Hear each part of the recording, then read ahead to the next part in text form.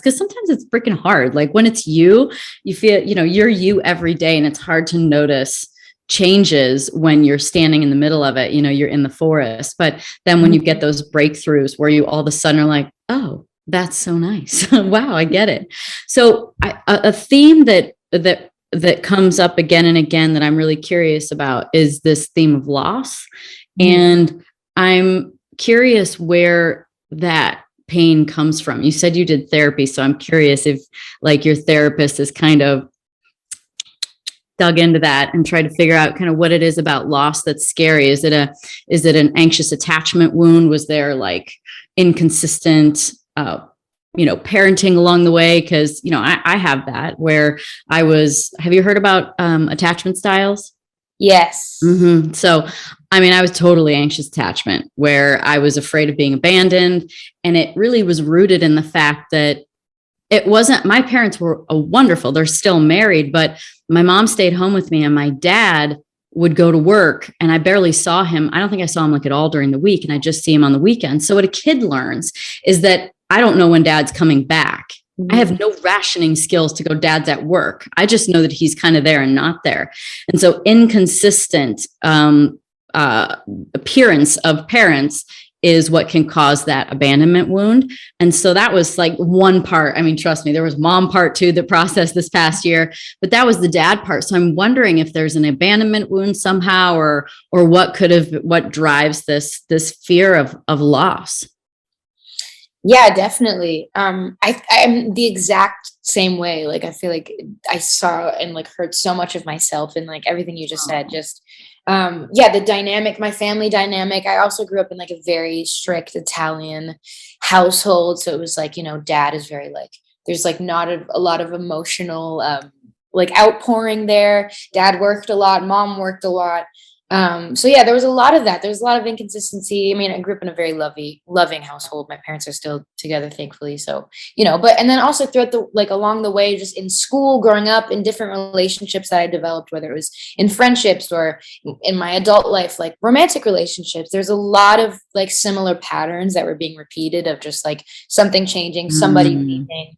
And, even to this day, like it's very hard for me to open up to people romantically or in friendships, just because I just have this fear of them just like leaving, especially in my job and what I do now. It's very hard to be trusting of people, because I've seen it so many times, just like being used by people, or just people just completely switching. It's a very fleeting, like friendships are very fleeting in this business, especially. And it's very hard to weed out, the real ones versus, the not real ones. So I feel like it's just been kind of a pattern in my life before and after my career of just like, it's like abandonment thing. I do have that. It was hard for me to admit too, because it's like, that sounds so childish, like, oh, you're gonna abandon me.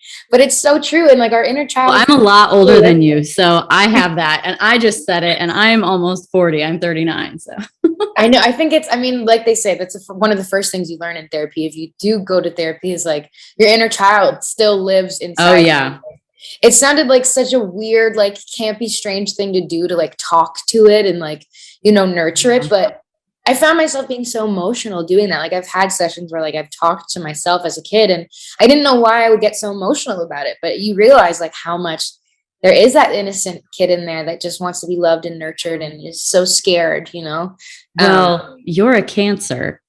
So I took a couple levels of astrology. So something in me said, I need to look up your chart to see what is in there. And a lot of things make sense. But first off, you're a Cancer, which is all about the family. It's the mother sign. Mm-hmm. And you're a ton of Pisces, which is, I get it, because my Mercury is in Pisces, which is the way my brain thinks. And so your Mercury's there, your ascendant's there, your Venus and Mars are there, and which is all super airy and flowy and like dreamy. Like I bet you could sit there and just like days off for a while, right? And just think of amazing stories. But that makes sense that you like feel that for your inner child, because like the nature of you is so motherly. So I've done the same thing. Like I remember last year when I was getting more connected to my inner child, I would literally hug myself. I'd literally like go like this and I'd hug myself and I would cry. And I'm like, wow.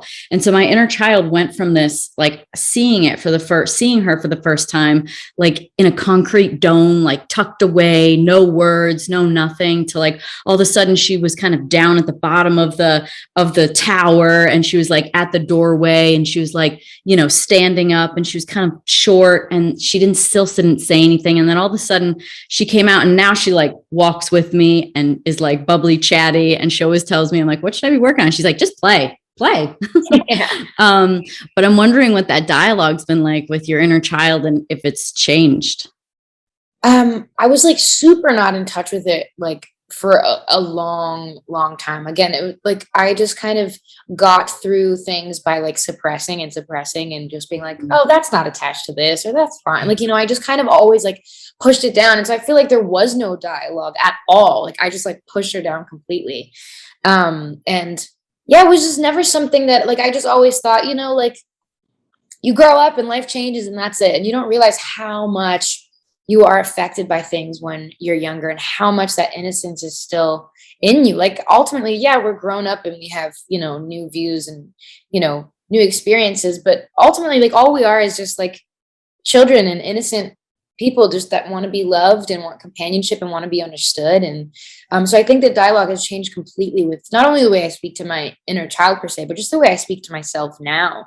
Yes. You know, It's the same thing. I mean, it's essentially the same thing. 100%. Yeah, it's just a part of you. It's just that innocent part of you that's just trying to navigate life, that, you know, is just trying to understand. And I think for me, weirdly, like I got a dog in the pandemic, as a lot of us did. I was, you know, got a COVID puppy, and it wasn't like it kind of clicked for me when I would like look at her. Even now I look at her and I'm like, look at this like little being, this poor little thing just like relies on me for, you know, like for simple things like food, water, love, like to be nurtured. Like if I neglected this little dog, like she would not survive in the world. Like she relies on me so heavily. And I just thought like I would Good never, mom. yeah, you know, I would like never do anything to harm this little being. But then I was looking at how I treat myself, and I'm like, some days like I don't eat because I'd be so depressed, like I'd be too depressed to eat. I wouldn't feed myself. I wouldn't sleep. I wouldn't like, I'd talk to myself horribly. I would do everything that I would never do to this little being that I love so much. And I'm like, why do I do it to myself then? Like, why do I deserve the things that like someone else would never deserve, you know? And that's when it really clicked. I'm like, why am I not treating myself with the same care, with the same level of love and patience and care? And honestly, that's when it clicked. Like I have to start treating myself as if I were treating like my dog or like a baby, you know, or like someone that I love. Because we always tend to get the brunt of our own judgment, you know, and oftentimes the way that we speak to ourselves is never how we would speak to someone we love, you know. So that's honestly when it clicked, is when I started caring for someone else, you know, for this little thing, this little tiny bundle of love, you know.